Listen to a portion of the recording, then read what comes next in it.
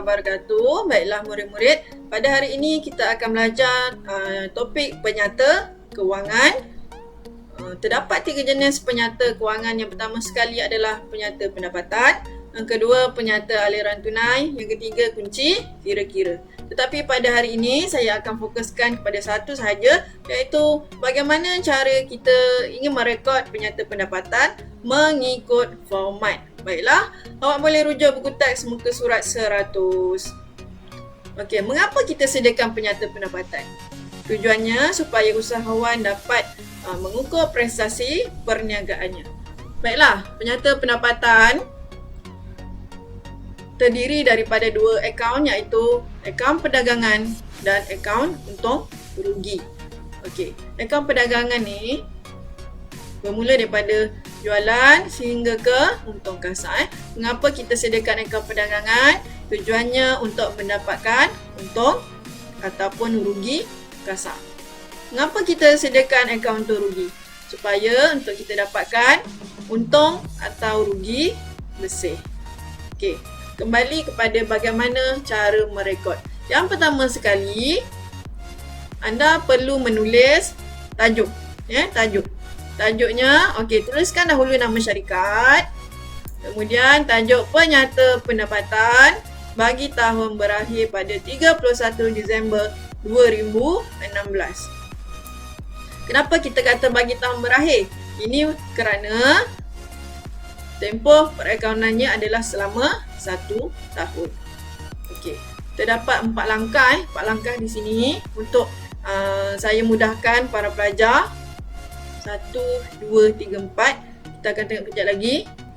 Sebelum tu saya nak ingatkan untuk pelajar yang mengambil subjek paper perniagaan, anda jangan risau kerana soalan yang dikeluarkan tidak akan sesusah seperti pelajar perakaunan. Okey, soalan biasa simple saja. Okey, cuma kita perlu tahu format jugalah. Okey.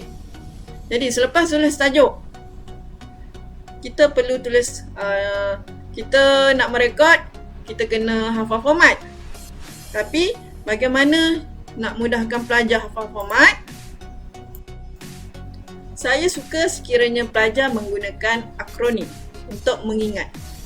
Akronim di mana kita gunakan cerita supaya lagi cepatlah pelajar nak ingat. Okey. Cuba kita tengok dekat sini. J untuk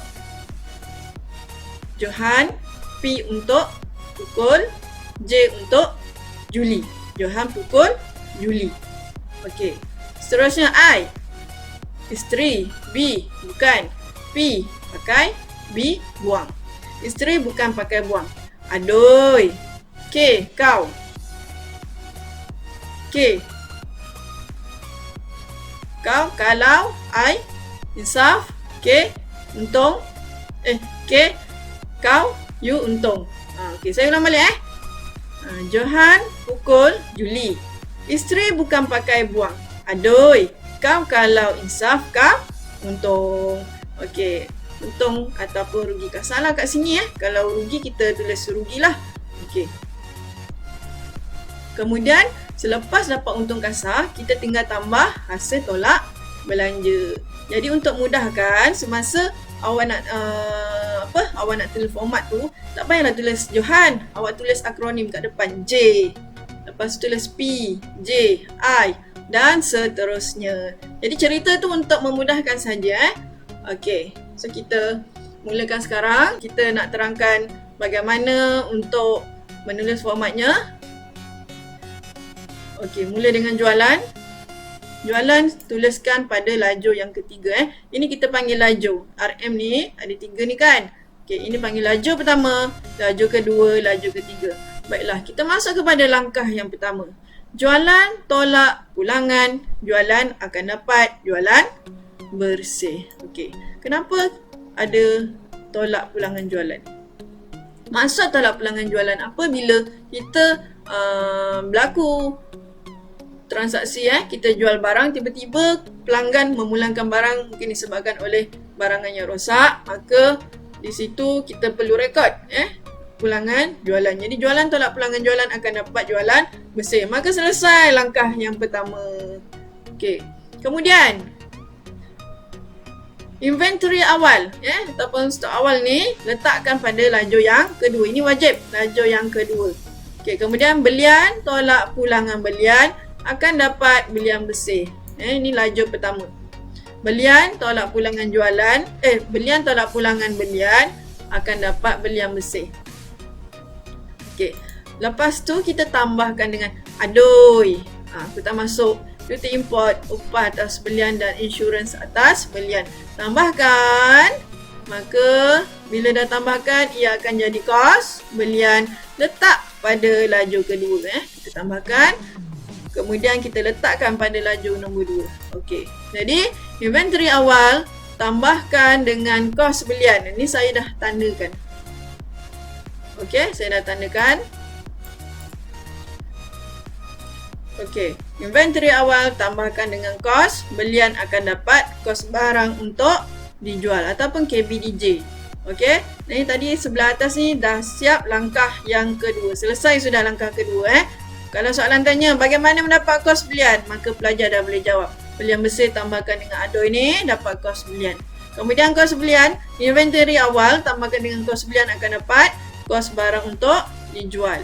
Selepas itu, selepas mendapat kos barang untuk dijual, tolakkan dengan inventory akhir. Maka akan dapat kos jualan. Okey, kos jualan RM115,000 di sini. Okey. Selepas mendapat kos jualan, apa nak kena buat? Okay, jualan bersih di atas ni tolakkan dengan, ni saya dah tanda ni garis putus-putus. Jualan bersih tolakkan dengan kos jualan. Akan dapat untung kasar. Okey. So, langkah ketiga dah selesai. Apabila soalan tanya, bagaimana nak dapat untung atau rugi kasar? Okey, caranya adalah jualan bersih tolakkan dengan kos jualan. Kalau positif maknanya untung, kalau negatif maknanya rugi. Okey, selesai kita punya akaun perdagangan. Bila di bawah ini adalah akaun untung rugi Okey, bila kita gabungkan akan dapat penyata pendapatan lah. Okey, so selepas untung kasar, tambahkan dengan semua hasil. Hasil ini pendapatan semua pendapatan kita tambahkan. Untung kasar tambah hasil dan kemudian kita tolakkan dengan jumlah perbelanjaan.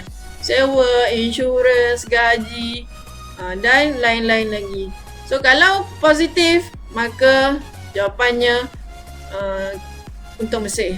Sekiranya negatif maka kita panggil sebagai rugi bersih. Pula sekiranya ada pelajar yang tanya, cikgu, kalau angkutan masuk tak ada macam mana? Kalau insurans atas belian tak ada macam mana? Kalau tak ada, tak payah pening-pening, tak payah tulis. Macam inventory awal ni, kalau tak ada pun tak payah tulis. Okey, apa yang ada pada soalan saja. Okey, so itu saja. Selamat mencuba. Sekian. Terima kasih.